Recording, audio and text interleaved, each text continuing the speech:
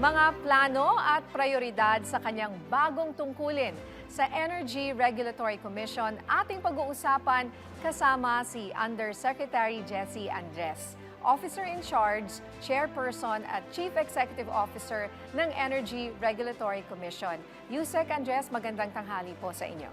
Magandang tanghali po sa ating lahat. Mabuhay po kayong lahat. Dati po in-interview kayo tungkol sa DOJ, ngayon sa ERC naman po. Meron po tayong bagong tungkulin. At una po, nagpapasalamat po ako sa ating mahal na Pangulo, President Bongbong Marcos, sa pagtatalaga po sa akin bilang ERC Chairman o IC. Naiintindihan ko po ang mahalagang papel ng ERC sa buhay po ng ating ordinaryong mamamayan at pangkalahatan po sa pag-unlad ng ating bayan. Okay. So una po sa lahat, ano po ang marching orders ng Pangulo po sa inyo bilang designated OIC ng ERC? Ang mandato po ng ERC ay panungkulan ang buong energy sector. At ang unang-una po dapat nating maintindihan, ano po ba ang dahilan kung bakit nagkaroon ng ERC at dyan sa IPIRA? Maikwento ko lang po, nung ako po yung nag-aaral na law student dyan sa UP, ang brownout po, 1989-90, mas matagal po ang brownout kaysa sa may kuryente. Scheduled pa nga ata po noon, inaasahan. Parang it was part of our lives. That we had to adjust to the brownouts dahil wala tayong magagawa. Mas matagal po talaga ang walang kuryente kaysa sa may kuryente. Kaya po ipinasa ang IPIRA. Dahil po nakita natin na hindi sapat ang pondo ng gobyerno para tustusan ang lahat ng bagay na kailangan sa energy sector. Yung production, transmission, distribution, at supply ng kuryente. Kaya po kinailangan ng tulong ng pribadong sektor para maisaayos po ang supply ng energy at makuha ito sa tamang presyo para sa ating mga mamamayan. Okay. So sa kasalukuyan po, ano-ano po inyong mga prioridad at plano natututukan dyan po sa pagpapatakbo ng ERC? Ang una po nating napansin dahil pangalawang araw ko pa lang po sa ERC na nagpunta ako. Marami po talagang mga pending na mga aplikasyon na hindi pa na-aaksyonan. Nag-iisip po tayo ng lahat ng paraan para lalong mapaigting ang mga proseso at mapabilis po ang aproba ng lahat ng mga nakabinbin na application sa ERC. Bakit po importante yan? Kailangan po natin sa buong ating ginagawa, magkaroon ng kompetisyon. Mas marami pong lumalahok sa energy sector, mas maganda po ang takbo ng energy sector dahil po sa kompetisyon. Pero paano po papasok ang mga players dito sa energy sector kung kulang po ang approval, mabagal po ang approval ng mga applications nila? At yan po ang unang-una natin gagawin. Re-reviewin natin ang mga proseso kung paano mas mabilis na maaprobahan itong mga power supply agreements, yung mga CAPEX additionals. At sa pangalawang araw ko lang po, nakahanap na po tayo ng magandang solusyon dahil po pinulong natin ang mga commissioners. Ang importante po sa lahat dito, teamwork. Ang ahensya po natin na walang teamwork, walang suporta po ng leadership, walang suporta po ng kawani ng ERC, hindi po tayo magtatagumpay. At pinulong ko po sila sa unang araw ko at humingi po ako ng suporta. Ipinaiintindi ko sa kanila ang importanteng tungkulin ng ERC. Meron po akong binitawan na kumbaga mantra, ang kuryente ay buhay. Ano pong ibig sabihin yan? Lahat po ng tao, lahat ng mamamayan, apektado sa presyo ng kuryente at sa pagkakaroon ng supply na kuryente na tuloy-tuloy. Mayaman kayo o mahirap, lahat po tayo apektado dyan po sa power supply. At dapat po intindihin ng lahat ng kawani ng ERC at lahat po ng mga stakeholders na kailangan tayo magtulong-tulong. We have to build a healthy ecosystem. Yung mga namumuhunan po, iintindihin natin ang kanilang mga pangangailangan para maaprobahan po ang kanilang mga proyekto. Ang mga mamamayan po, poproteksyonan natin mula sa mga monopoliya. Kailangan po ng dagdag na kompetisyon dahil yun po ang tinatawag natin na economies of scale. Pag mas marami pong mga competitors, maganda po ang supply. At pag maganda po ang supply, bababa po ang presyo. Ako po, Ninya, graduate din ng UP School of Economics. Akala ko po nung naging abogado ko, makakalimutan ko na yung mga konsepto ng ekonomiya. Pero ngayon po, dahil sa panunungkulan ko sa ERC, magagamit ko na naman. Ano po ba yung law of supply and demand? Ano po yung Pareto optimum? Paano ho natin mapapag-isa ang magandang demand at supply para po walang fluctuation sa market? At gagampanan po natin yan, tungkulin natin yan. Okay. Nabanggit niyo po yung mga salitang monopoly and competition. Ano? Can you give us a picture of our energy now? Ano? Ilan lang ho ba ang nagko-control dito? At ilan yung ideally dapat makapasok para yung sinasabi niyong bumaba ang presyo ng kuryente? Yeah. There are many big players in the energy sector. Marami pong namumuhunan dyan. At marami pong nabubuo na rin ng mga electric cooperatives that are part of the distribution network.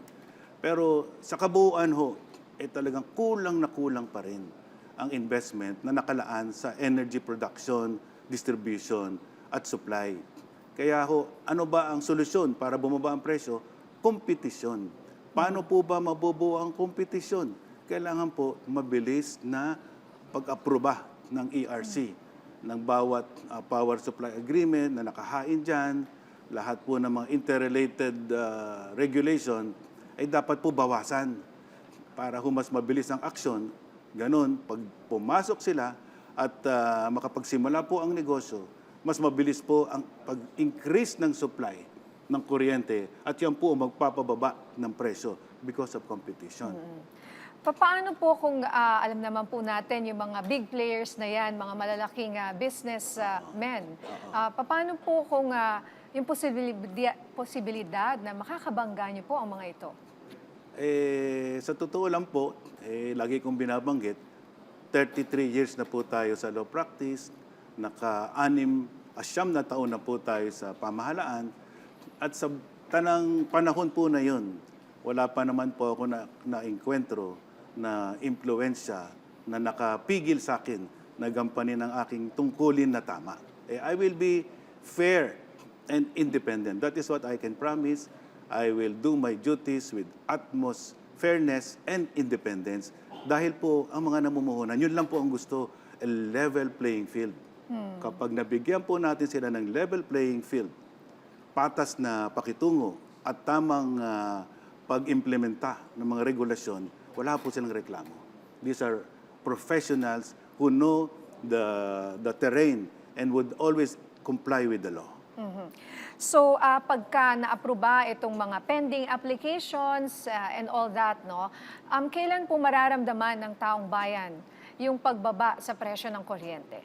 Napakagandang tanong yan. Ako po, akin pong maipapangako sa inyo, dalawang bagay. Pag-iigtingin natin ang mga regulasyon para mas mabilis ang proseso dahil that is the foremost complaint of the private sector. Mabagal po, kailangan pong pabilisin ang pag-aksyon doon sa mga aplikasyon nila.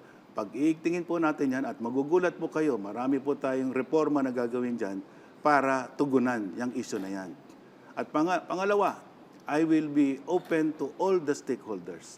Ang importante dito, teamwork. Kung sa Department of Justice, meron kami tinatawag na 5 pillars of the criminal justice system. Dito po sa energy sector, meron din tayong 5 pillars of the energy sector, the stakeholders that need to work together, cooperate.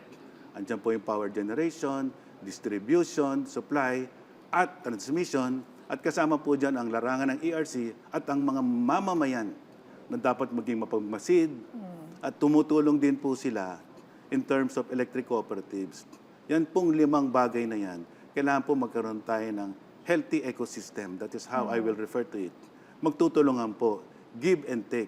Hindi po natin pwedeng pabayaan ang interes ng mamamayan at consumer protection because this industry is imbued with public interest. Yan po ang iintindihin natin lahat. Hindi lang po ito negosyo. This is an industry which is imbued with public interest. So lahat po ng galaw natin, unang isa sa isip natin, ang consumer protection at ang interest ng mamamayan. Ngunit kahit sabihin po natin yan, ang interest po ng namumuhunan, hindi po natin pinapabayaan. Bibigyan natin sila ng suporta and that is the assurance that you will have a level playing field, you will have a fair and independent application of the law, and speedy action dun sa mga nakasalang sa Energy and Regulatory Commission. So mga ilang, gaano katagal po bago na mapababa yung presyo kaya? Tinanong ako dyan. Sabi ko, bumalik kayo sa ERC after 1 year and I will explain to you how we have created the foundations so that a sustainable decrease in electricity can happen. It cannot happen po na tsamba-tsamba eh. Bababa ngayon, bukas tataas. Hindi po succession, hindi po tagumpay yun. Ang tagumpay po, if it is a sustainable effort, meaning yung pagbaba po ng kuryente, presyo ng kuryente, ay dahil po napakarami ng supplier ng kuryente at efficient na po ang transmission, distribution, and supply of electricity. Pag nakumpleto po natin yun, ang siguradong resulta nun ay mas mababang presyo na tuloy-tuloy na. At the end of the day, yung development po ng ating bansa nakasalalay sa sapat na supply ng kuryente. Kaya po tayo hindi mabilis sa pag-unlad sa ating economic development dahil hindi po competitive ang presyo ng kuryente. Pero hintayin niyo po, bigyan niyo po ako ng pagkakataon na mapulong ang mga stakeholders to create this healthy ecosystem. At sa tingin ko po, malaki po ang pag-asa natin magtagumpay. Okay, talagang good luck po sa inyo, Yes, ma'am. Yusek. So, paano naman po makakatulong or paano nyo kaya mababalanse itong panunungkulan po ninyo dyan sa ERC at yung inyong involvement po sa human rights at drug policy reform dyan po sa inyo, sa Yes. Department of Justice? Yes. Unang-una, nais kong ibahagi na dahil po tinanggap ko ang pagka-ERC chairman, bumaba na po ako bilang, hindi na po ako Undersecretary ng Department of Justice. Meron po pa rin akong mga tungkulin sa Department of Justice na tinatapos ko po dahil po, kagaya ng nasabi nyo, tayo po ay heavily involved sa human rights. I will continue to do that, no longer as Undersecretary. Pero ang prioridad po natin sa ngayon ay matugunan ang pangangailangan ng ating bayan in terms of energy regulation. Dahil ang sinasabi ko nga sa mga tauhan ng ERC, mas importante po ang ginagawa ninyo. Ang ginagawa nating lahat para sa bayan. Kasi po, hindi po lahat ng tao ay victim of injustice o maaaring maging victim of injustice. Pero po, ang kuryente, lahat po ng tao, mayaman o mahirap, ay magiging biktima ng ating justice or injustice. Wala hong hindi apektado dito. Kaya ang bago ko hong mantra, ang kuryente ay buhay. Lahat ho ng tao, gumigising, nagpupunta sa opisina, nagtatrabaho, at lahat po ng tumutulong sa atin, magdala ng pagkain sa opisina, sumusuporta ho sa trabaho natin, lahat ho kailangan ng kuryente. At yung binibitbit po na burden ng ating mga consumers sa pang-araw-araw na halaga ng kuryente, bitbit po natin yan. So kailangan pong pabilisin ang response ng government para po matugunan yung increase of supply and more efficient distribution of electricity. Okay. So, para po sa inyo, ano sa ngayon yung mga challenges na posible ninyong kaharapin sa kabila po ng patuloy na apela hinggil po dito sa preventive suspension ng dating ERC chair? Well, unang-una, yung desisyon ng ombudsman ay kailangan nating respetuhin. Kung sa pagkaalam po, sa pagsisiyasat po ng ombudsman, ay meron pong dahilan para ituloy ang suspension o hindi, respetuhin po natin yan. Pero habang pong ako ay nakatalaga dito, hindi po ako magdadalawang isip na gawin ang tama. At we cannot wait for things to happen. Tuloy-tuloy po ang serbisyo at trabaho dito sa Energy Regulatory Commission. Ang importante ko pong apela, I will have time to meet with the stakeholders. At hinihingi ko rin po ang inyong panahon na makipag-usap para po we are all aligned. We are all in the same page. Yan po ang nakita namin na tugon the whole of government approach, including the stakeholders in policy making. Para po hindi o naiiwan yung mga interest ng mga taong may advokasya tungkol dito sa enerhiya. At darating po tayo sa panahon na yan very soon where I will have a chance to engage with you And I will assure everyone of a level playing field and a fair administration of energy regulations. Okay.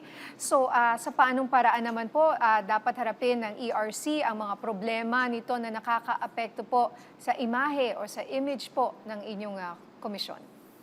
Well, I am always up to the challenge, and as I said, ang una ko pong nakita na reklamo ng mga stakeholders ay yung mabagal na pagproseso.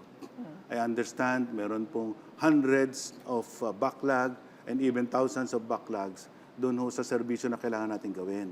At yan po ang isang maganda sa akin, if I should say, I always am a troubleshooter. I think out of the box.